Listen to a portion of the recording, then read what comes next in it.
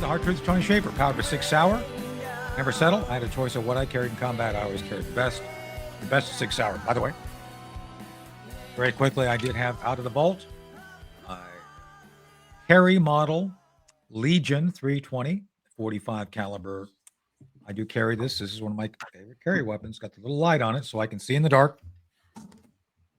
That's important. Back to the show. Anyway, so we are part of the 6 Hour Constellation of Excellence.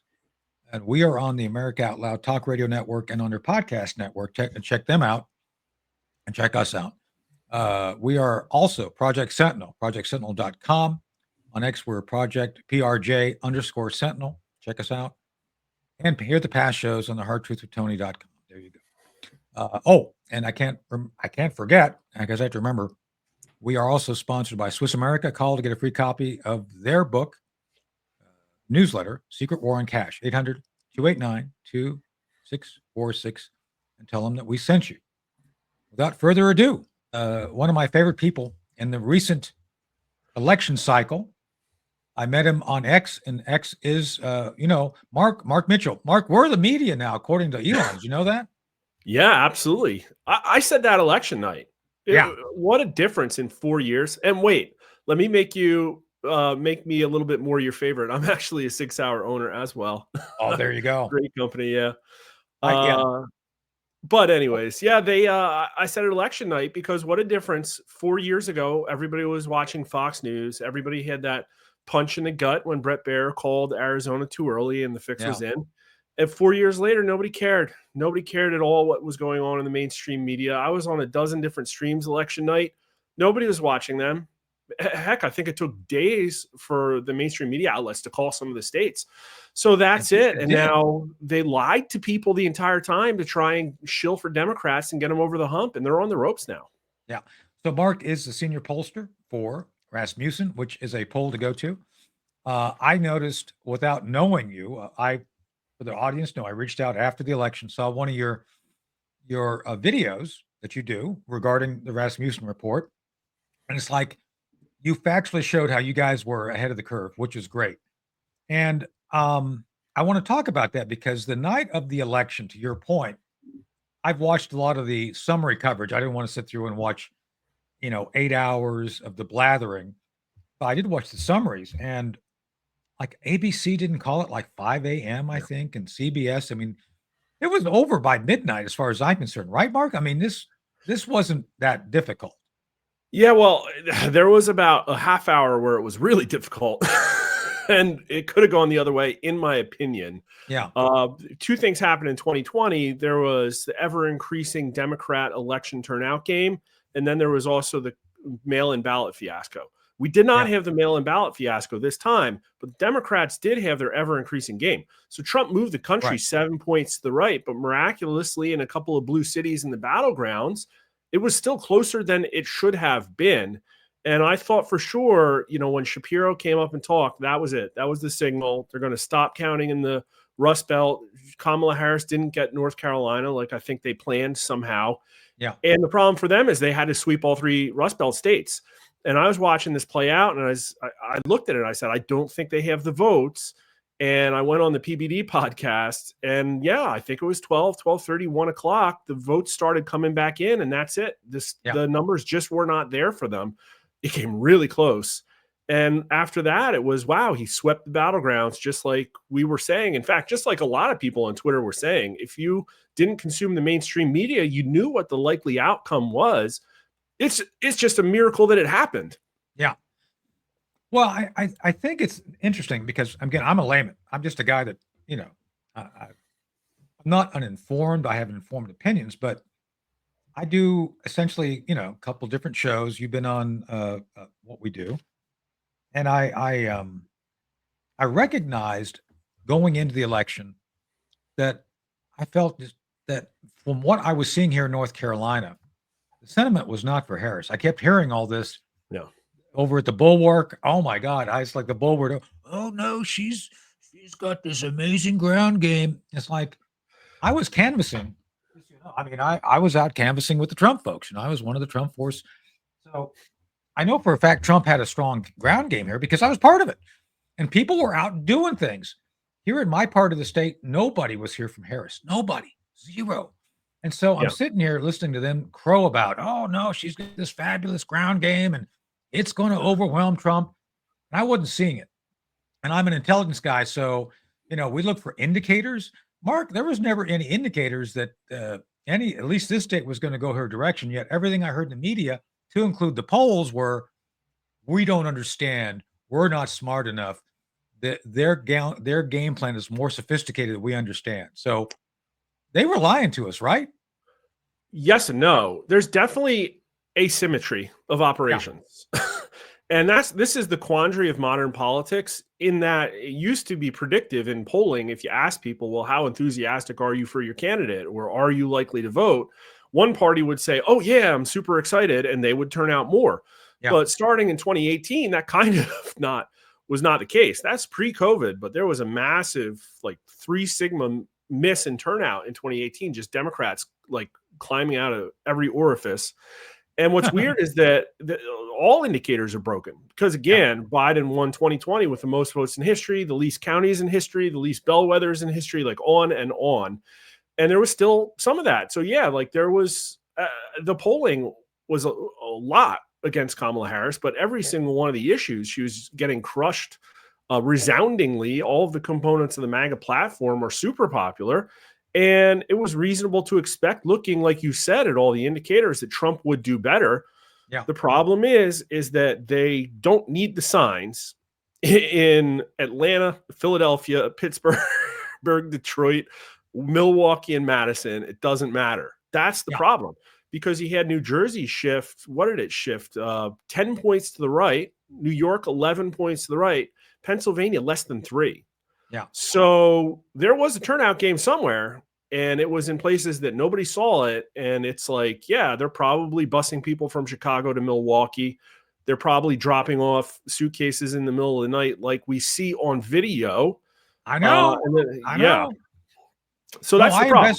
I investigated the Jesse Morgan pallet of ballots issue back in 2020, where the allegation was, and I validated through my investigation, that Jesse Morgan, as a contract postal worker, moved from Bethpage, New York to Lancaster, Pennsylvania, a full 53-foot rig, big old mail truck at the bulk mail level, full of curated ballots. And, we're talking about 640,000 ballots in those nice trays ready to count. This was October 5th of 2020, a full month before counting even started. So, clearly, there were shenanigans going on. We could probably talk about that at a different time, but I want to stay focused on your expertise. You're getting it right, which I'm very proud of you all, and I'm proud to know you. But I'm going to bring up a couple names. David Plouffe, first name. Yeah. And second name, Alan Lichtman. Not that they're related, but they are. So let's start with David. David went on Pod Save America. I think it was Pod Save America, which is the Obama kind of progressive folks, and said, oh, our internals never had her ahead. Do you believe that?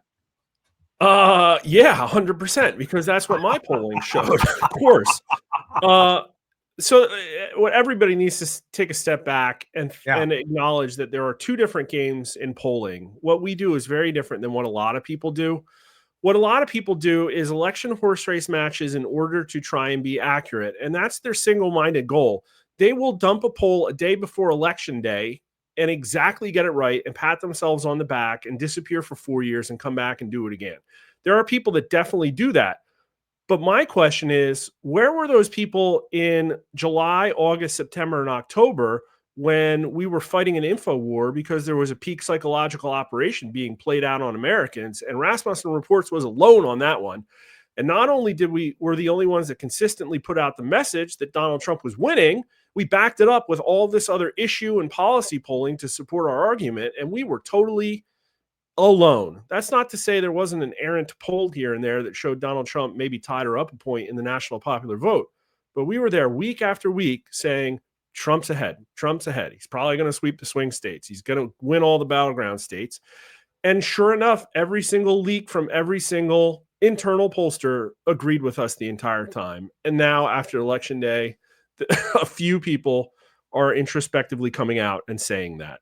So, Mark, I appreciate the fact that your methodology and understanding of your domain is effective, and I'm a guy who believes in looking at things as they are. You know, as a spy, you got to understand kind of what goes on and understand how things work, and you clearly have that talent. But Well, the I think context there's was others. really helpful just because the entire conservative Yeah, go movement ahead. seemed primed to be desperate for objective fact. And that's what I was putting out. I Yeah, was putting out numbers and facts yeah, that said Trump winning.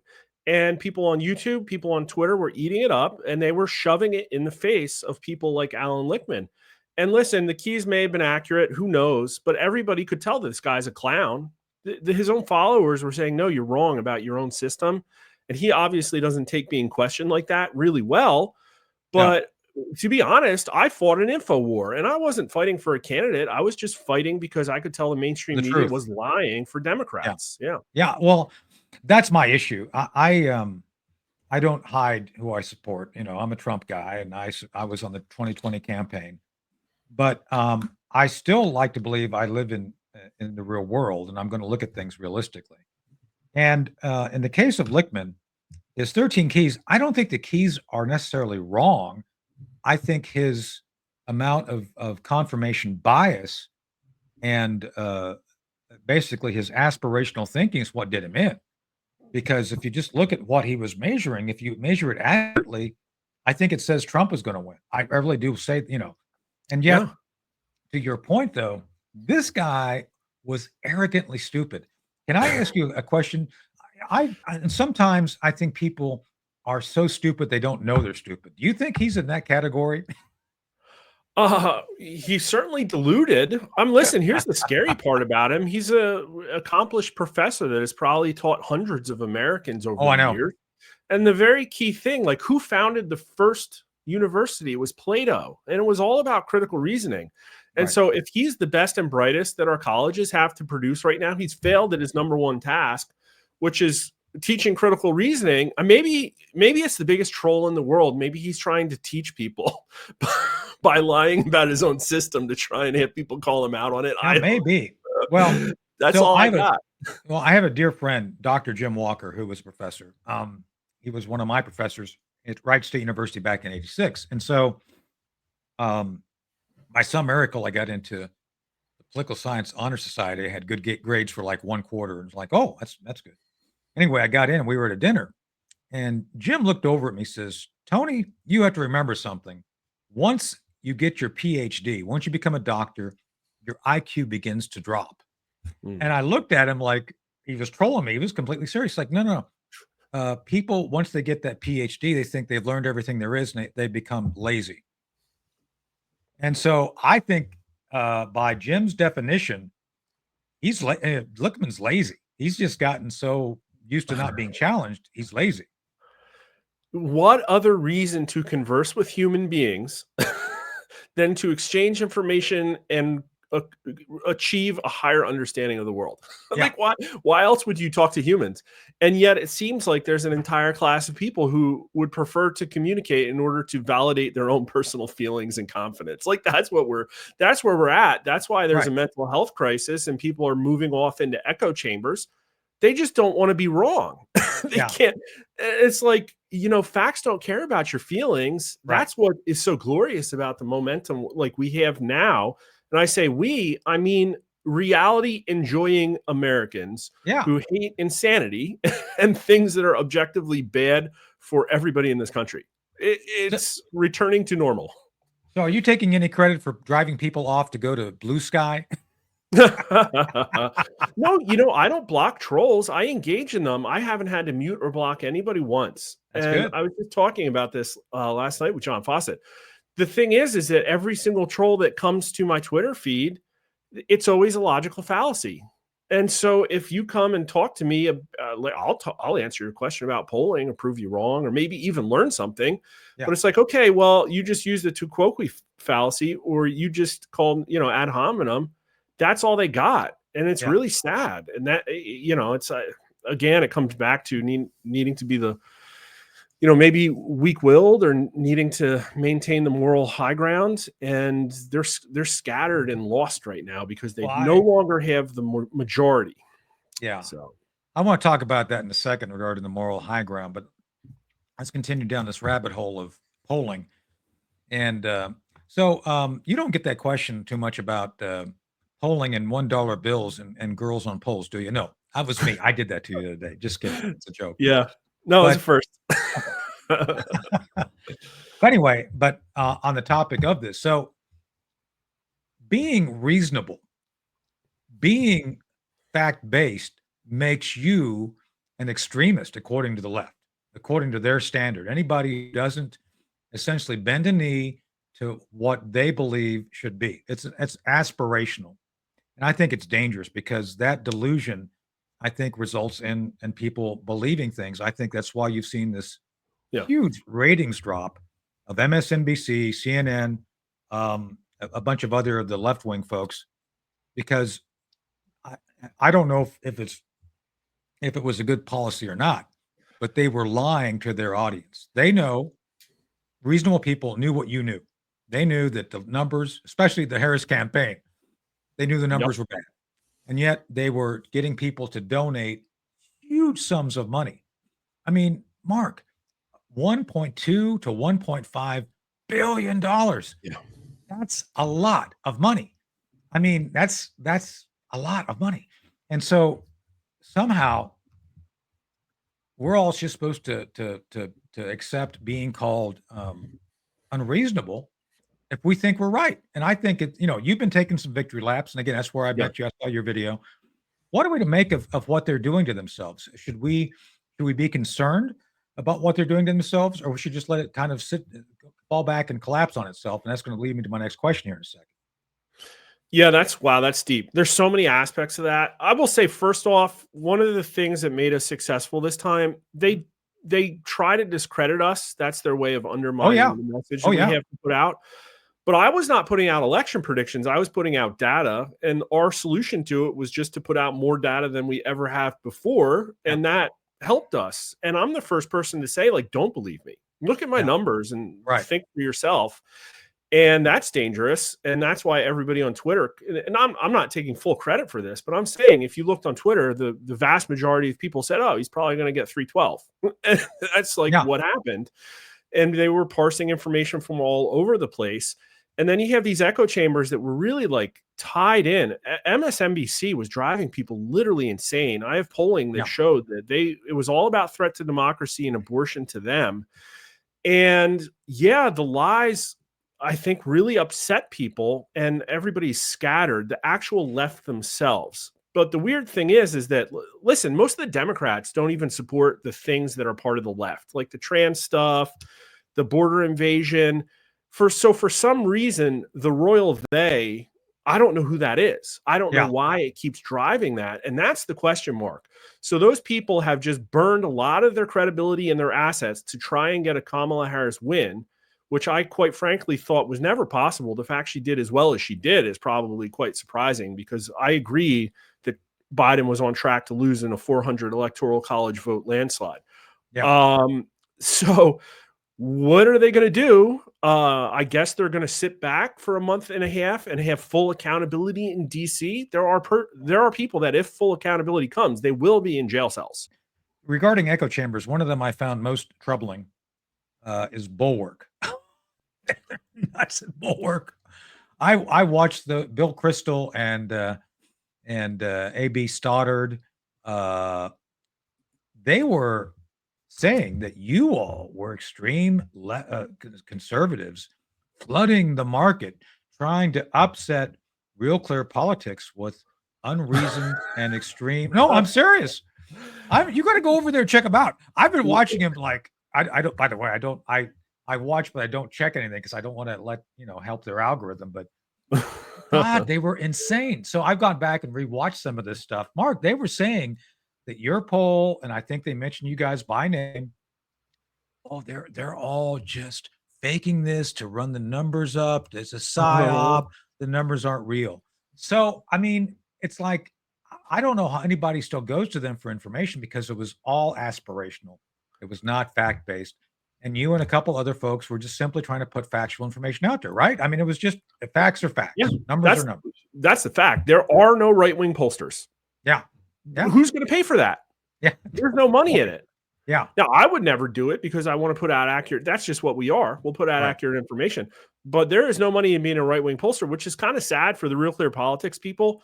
They think they can just average the industry and beat all of these predictors like Nate Silver. And they still beat them, but they are always a point to 3 points to left. And it's because there are no right-wing pollsters.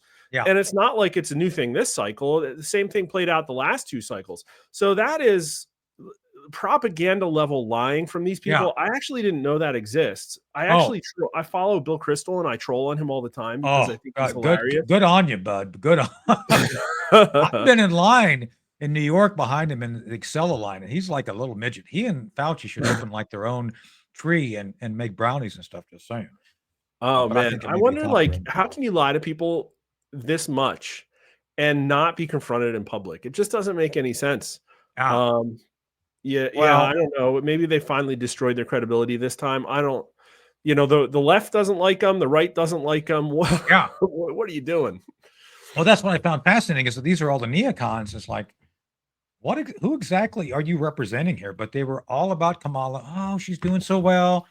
If you go over and check out the Bulwark, you'll see a bunch of Bill Kristol stuff. And it's just like sad. Yeah. It's really sad. Anyway, my point being is that they were calling you guys out as saying, oh, there's all these right-wing polls, which is upending the average. She's doing way better than.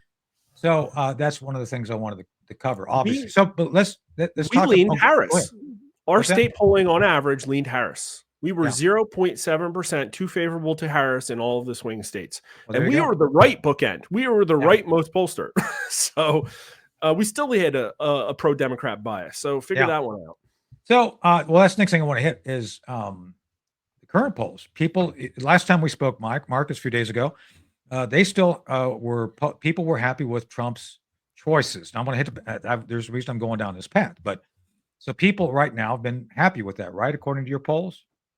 Oh, 100%. Trump has higher favorability than he has in years, 53%, only 39% very unfavorable. It hasn't been close to 40 in a while, but he's doing better than he was before the election, which means some people say, all right, give this guy a shot. His early cabinet picks have a 50% excellent or good rating. That's about as high as it gets. Biden never got rated over 50 on anything. And he has a mandate because in general, do you believe the Senate should approve President-elect Trump's choices for cabinet positions? This is why everybody's arguing about a mandate, because they're seeing the people that Trump is picking, the Bill Kristols of the world, they're going to lose their forever wars. And they want all these people shot down. But when you have 55% of people saying, generally, the Senate should confirm the picks, and only 33% say no. Only 1 in 3 Americans want the Senate to resist Trump. That's a mandate. So that's the issue right now, because there's several folks, and full disclosure, I mentioned this before. Pete Hegseth and I are friends. Tulsi Gabbard and I are friends. So there's hit pieces. Surprise, surprise. There's hit pieces out on both of them. There was a New Yorker piece that came out Monday, going after him big time on. Mark, I know you're a Navy guy, but this is going to shock you. Did you know that an Army guy like me, like Pete, got drunk once and wanted to get on stage with strippers? Imagine that. I mean, seriously. He was drunk on the job. No. I was making fun. I'm not saying he was. I'm just saying the level of pearl clutching. It's like they're the modern day temperance movement all of a sudden just to get one guy out of DC. Oh, yeah. I mean, we had a happy hour at my last job at jet.com every Thursday night. I wouldn't be able to answer that question, but what is his job? So he had a drink before going on Fox News. Who cares? That's how bad they got. And that's nothing to run on. Yeah. But so nobody's watching them. They don't have anything. And Trump just backdoors him and said, "Oh, he talked to Trump. Trump said stay in there. Oh, it's over. He's gonna get confirmed now." Yeah, I know Dean Cain, Superman, by the way, and I was going back and forth with Dean this morning early when I saw this latest round. Mark, this is a personal question, but if you sit next to someone for 5 years, every Saturday, I think you probably figure out who they are as a person pretty, 5 years, sitting next to him. And Dean is saying he's never once seen, the behavior they're talking about. And I've been with Pete out socially. I've never seen it. Not to say maybe it didn't happen back in the day when, I don't know, when he was a lieutenant. I would not want to have to account for half the stuff I did as a lieutenant. Just saying. But it is ridiculous. So anyway, we're going to come back and talk more about kind of where things are going with Mark Mitchell of the senior pollster at the Rasmussen Reports, an outstanding source of factual information, not biased one way or another. We'll come back right after the break. Hey, this is the Hard Truth of Tony Shaffer, Part 2. Still powered by 6 Hour, never settle. I had a choice of what I carried in combat. I always carried the best. You should carry the best 6 Hour. We are on the America Out Loud Talk Radio Network and on their podcast network. Check us out at projectsentinel.com. Here are past shows at the Hard Truth of Tony. Check out our other sponsor, Swiss America. Check out their Walking Liberty $50 offer. It's a good offer. You can never go wrong with hard currency. 800-289-2646. 800-289-2646. Tell them Tony Shaffer sent you. And right at the moment we're talking, Chris, I don't know if you knew this, Cherie Curry's getting ready for a concert in Dublin, Ireland. That's correct. She's on that UK tour. She's going all over the place. Yes. So Cherie does our bumper and theme music. God bless you, Cherie. We love you big. So she's over in Ireland. So I wish we were in Ireland too, but for different reasons. I mean, we'd love to be there for a concert. But, well, you're halfway there because a lot of things have met your ire in this land. True. And I'm feeling green today. So that's right. I'm an Army guy, so everything is green. Anyway, we're back with Mark Mitchell, a good all-around egg, former Navy guy, right? You went to the academy. Yeah, Academy 01, 5 years on a Trident ballistic missile submarine. And I stayed in, except my choices of shore tour were Iraq or Afghanistan. So I said, I was trained to map my enemy. I'm dating a lieutenant in the Navy. No, she's a commander. Oh, she's going to get me now. Lieutenant commander. She's a nurse. Oh, yeah. And she's a surgical nurse, and she had to go to Iraq for her shore duty. So deployed. So it's interesting that by the way, you submariners are all super smart from what I've seen too. As a nuclear officer, you guys are compared to Marines, essentially, yeah. Oh boy. We're gonna get in trouble for this one. So no, I gotta tell you. So Mark, did you hear what happened? They had an F-35 Marine Corps F-35 go down in South Carolina. Did you hear what brought it down? It's a joke. What? No, it's serious. Apparently the pilot dropped his crayons and he couldn't pick them up. So when he was trying to pick up the crayons, the F-35 went down. He had to eject. Oh boy. Yeah. Gotta love the crayon jokes. I went to Monaco for a week. It was that snack. It was their snack. You got to eat those when you're flying. Anyway, back to Syria. I prefer paste myself. That's another story. I'm going to get in so much trouble. Anyway, back to the show. So we're talking with Mark Mitchell, the senior pollster for Rasmussen, and I do appreciate what you did, what you all did as a team, your clarity and honesty.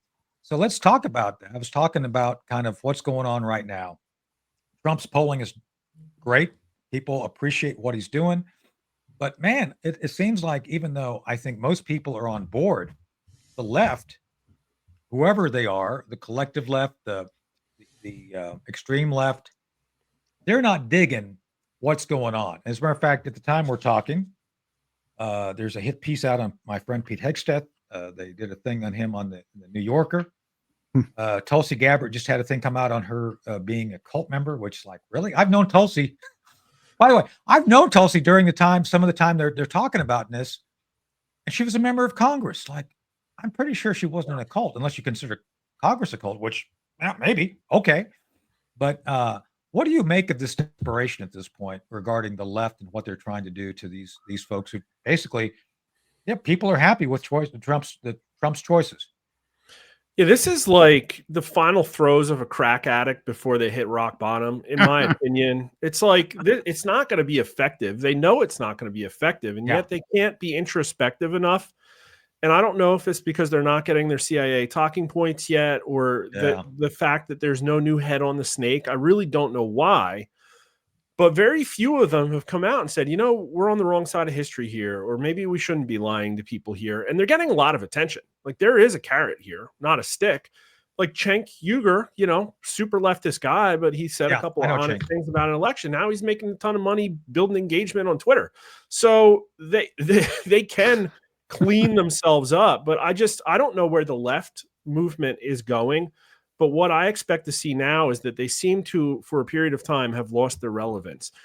A lot of people are not watching CNN and MSNBC right now. Those outfits might be sold. There's very little interesting exchange of ideas on Blue Sky, so they don't have a center there. I suspect we'll also see Washington Post, New York Times, major collapses in subscriptions and readers over the years. And so at this point, it looks like Trump has learned from his prior administration. And what has been crazy is that because there has been an information war waged against the right for the last 4 to 8 years, they've gotten pretty good at sifting through misinformation and disseminating it rapidly. And now they're doing it on Twitter. So what I find myself doing is every time I hear one of these hit pieces, I go to Twitter and it's like, oh, it takes me the sum total of 5 seconds to be like, oh, that was BS. Like the Ron DeSantis thing that came out about SecDef, all right, good governor of Florida, but Wall Street Journal put that out and you went on Twitter. It's like, oh no, it's probably fake news. One anonymous source, and it makes absolutely no sense. Right.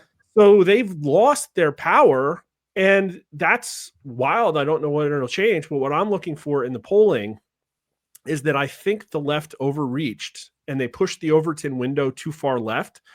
And I think it's reverting right now. And I'm starting to see signs like the fact that only 10% of white Americans are very concerned about being accused of racism. Like, that's wild. I don't care anymore. Yeah. Yeah. And then the transgender stuff that's going on in the Supreme Court right now. Vast majority of Americans oppose transing the kids. The number's collapsing. But if you asked a trans question 5 years ago, the country was like a lot more split. Like, actually, we had the country split 43 to 44 on whether they supported trans people in the military. And now it's like ban the surgery. So I think we're going to see more and more normalcy. And Trump's he's making mistakes. Like, he picked that guy for the DEA and they sorted it out. Like, that's not a sign of Trump having a problem. It's like, he's going to make mistakes. He fixed it. Nobody cares. They're just waiting for his next pick. Right. So, going back to that issue regarding Twitter, I actually pointed out correctly, and Mark, you're a smart guy. You probably know a little bit about history. During the ghetto, the Nazis going into the ghettos, there were Jews who were helping the Nazis round up Jews. And I pointed it out on Twitter back in the old days, and I was attacked vigorously by the mob. It's like, well, how dare you? It's like, it's true. It's a historic fact. And I actually referred to one of the folks who was part of the Russia collusion narrative as that type of person. I think it's a Kappa or something like that. I don't remember. Anyway, I'm used that term to describe this FBI agent, and I was attacked.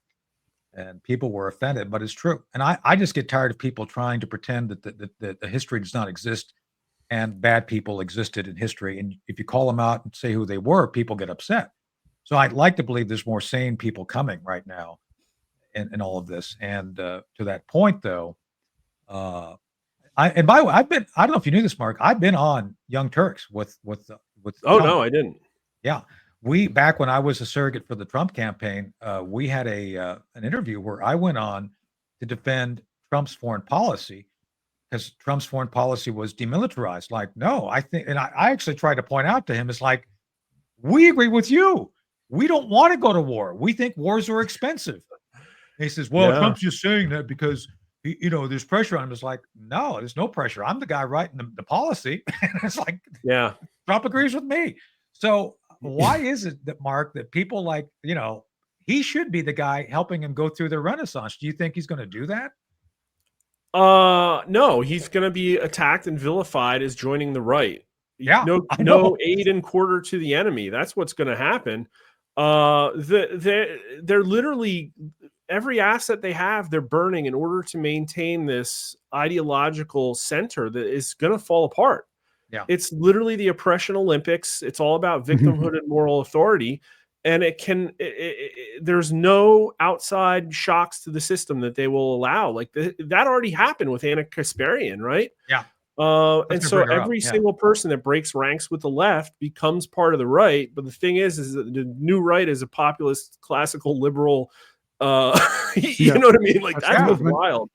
wild. But yeah, the Young Turks are a really good example. I just gave to somebody yesterday. I don't know if you're familiar with Emma Vigeland. No, I've But heard the name, but I don't know her.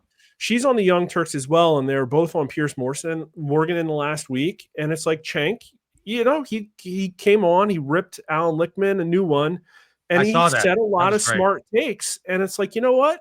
I could probably sit down with that guy and we could disagree on stuff and Right. have a good time. I've done that She- with Junk. Yeah, and I think he's more open to that than ever before. And it's like, Yeah. listen, we disagree. That doesn't make me the enemy. That's the Right. way that things should be. But then there are other people that are just totally committed, and it's going to get to psychological problem territory. And at this point, the only thing you can really do for them is ridicule, to be honest Yeah. with you, because the logic won't work. So I was back in the old days. This is long before your time, probably, Mark, and doing what you're doing. I was on a program called the Dylan Radigan Show, Mhm. and Dylan was on MSNBC before they went totally nuts. And it was a balanced show. Dylan insisted on having people from all across the spectrum. This is back about 2009, 2010. And they stepped away from that, I think, thinking that, we don't want to be neutral. We're not going to be Fox. We're just going to go to an extreme. And Chunk was on there for a while as one of the anchors. I was actually on with him when he was filling in for Dylan. So the point I'm getting to here is that they seem to have some glimmers of sanity in their past, but it seems they gave up any veneer of being neutral to go really hard left. And to your point, Mark, RFK is a JFK Democrat. Tulsi Gabbard, who I have advised, is a JFK Democrat. Donald Trump, Elon Musk, they're kind of JFK Democrats, right? I mean, talking about the Overton window, that's kind of who they are. And it took a crisis to get there, right? This is like, I mean, this is like worrying about cosmetic things when you're dying of cancer. Right? Yeah. It's like, who cares? The government is corrupt. It has occupied territory in DC. There's a kleptocratic oligarchy that has joined ranks with corporations and a new world order. Yeah. So it's like, and this is what blows my mind on Twitter with the Ron DeSantis influencers who are out there saying, no, we can't support Trump because he's not 100% anti-abortion. Like, read the room, dude. Yeah. The country is not ready to tackle that issue. A lot of work needs to be done. Right. Like, let's fix the other stuff first. I know it might be your number one issue, but America in general has just gotten so you talked about Dylan Radigan, like Hannity and Combs was the number one show on Fox News for a while, right? I was on that show once, yeah.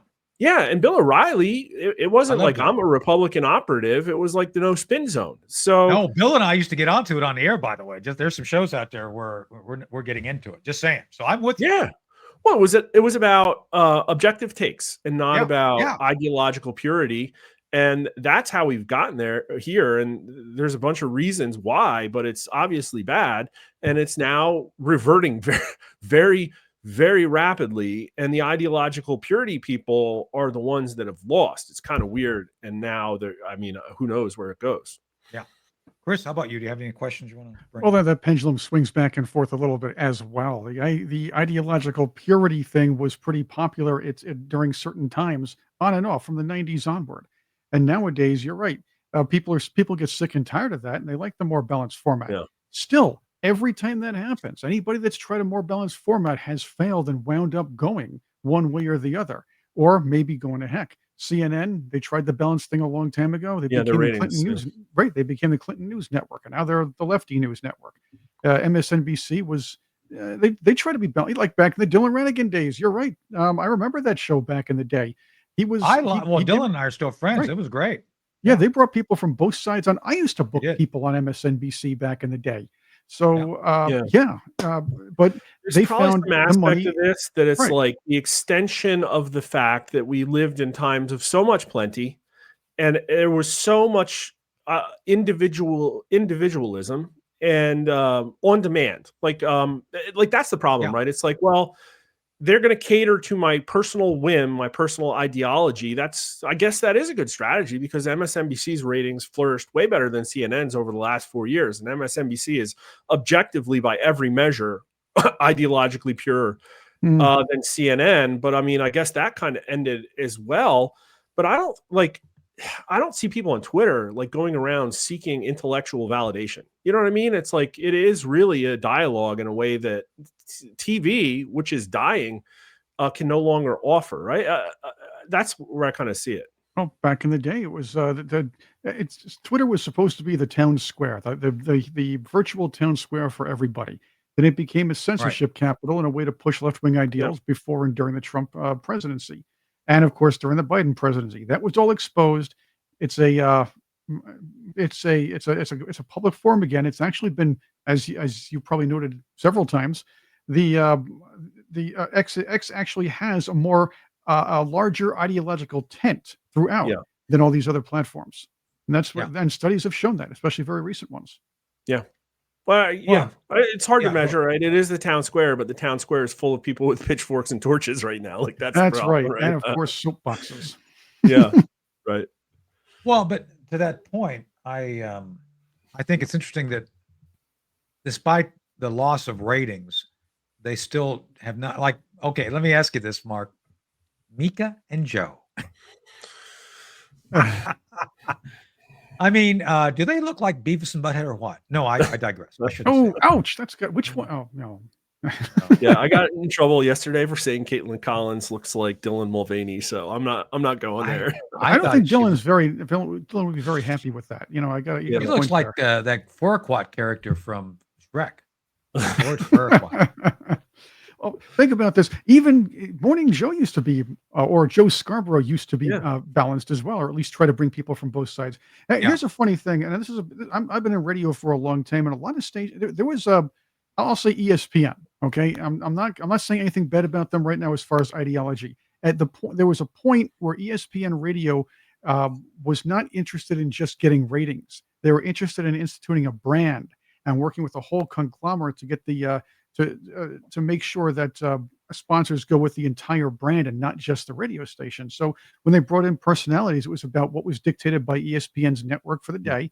Everything else, which makes sense. Again, if you go in that strategy, and it wasn't about like a local station looking for ratings, this, and this, trying to do what they can. It was about pushing the brand. MSNBC is still pushing its brand as a left-wing station. CNN is trying to brand itself as a news network. It always does, and when they become ideologically pure, if you will, they're not trusted enough.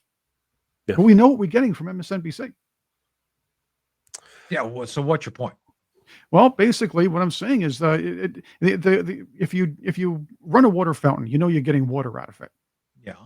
And the idea is the MSNBC. I guess what I'm saying here is MSNBC is trying to push a brand rather than get a lot of ratings, if that's what you're saying, if that's what we're talking about here.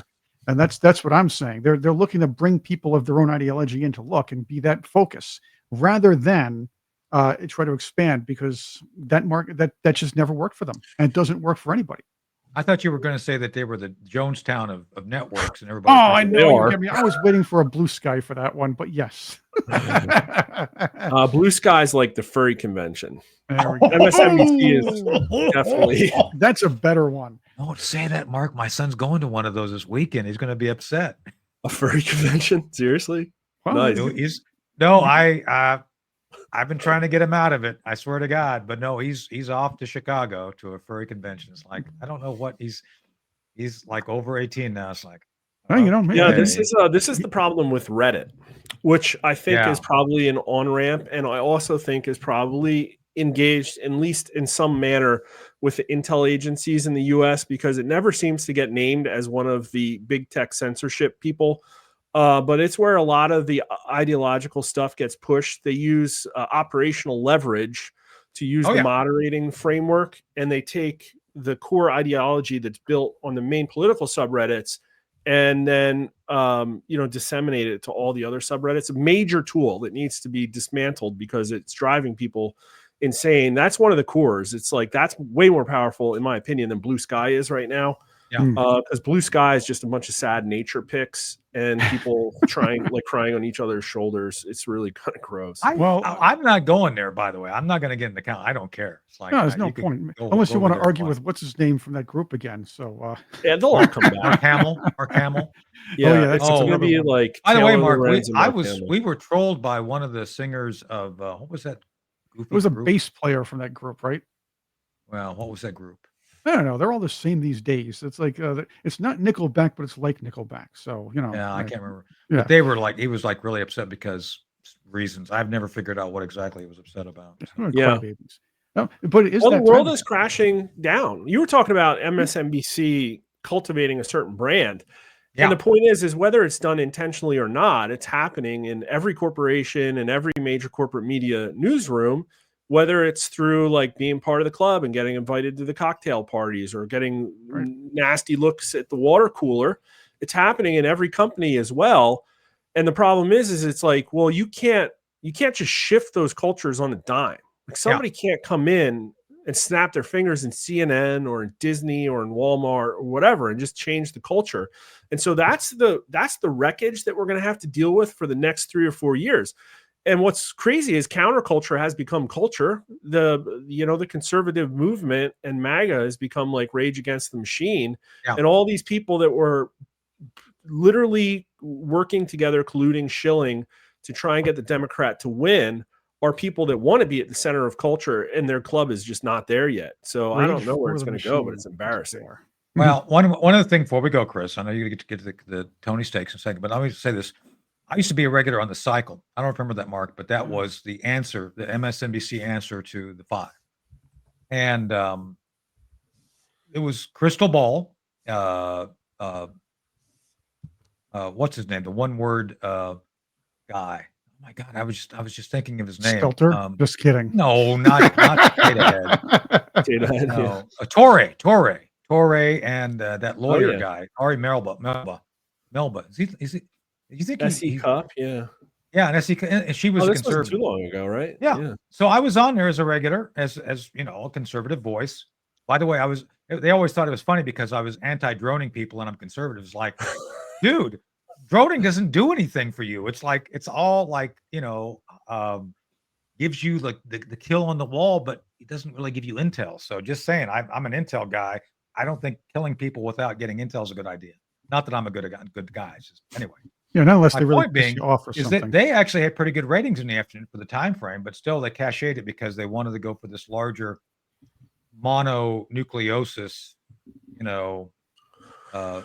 audience, which they got. So, I think they personally perpetrated a crime on the American people, and I think they should be held accountable. I think the FEC should look into in-kind donations. But the number 1 and 2 issues of MSNBC watchers, 75% of them was threat to democracies and abortion, made up Trump's a boogeyman issues. Yeah. And you say, all right, well, Fox News and Newsmax, just as ideologically pure as MSNBC, but in a different way on the other end of the spectrum. The thing is that their issues were real issues. It's like we can't afford food. And we're factual. I get in trouble trust me, I get in trouble on Newsmax if I don't use facts. Anyway, speaking of facts, all right, Chris. Oh, it's a quick one for the gold. We have 2 minutes here, so let's do a quick Tony's takes here, and that's also powered by Sig Sauer. Never settle. Never settle. But we will settle for the 2 minutes. Here you go. Women are getting their tubes tied now, or removed, by the way, as a response to Donald Trump winning the election, and even blaming Trump for making that same choice. Question: is this willful stupidity or Darwinism at work? No, this is Rosie O'Donnell worship. They all want to be like Rosie. This is like they want to be barren and they want to look like Rosie. So good on them. Mark, I don't want to get you in trouble, but maybe maybe we're better off having some women who they just don't want to get pregnant because they can't. How about that? Yeah, it is intellectual Darwinism. A lot of kids that need to be adopted. So maybe at the end of the day, they're going to just be reducing abortions. That works. That's why I look at it. As I said, when I saw it, and I retweeted an article on it, it's like, so? Okay.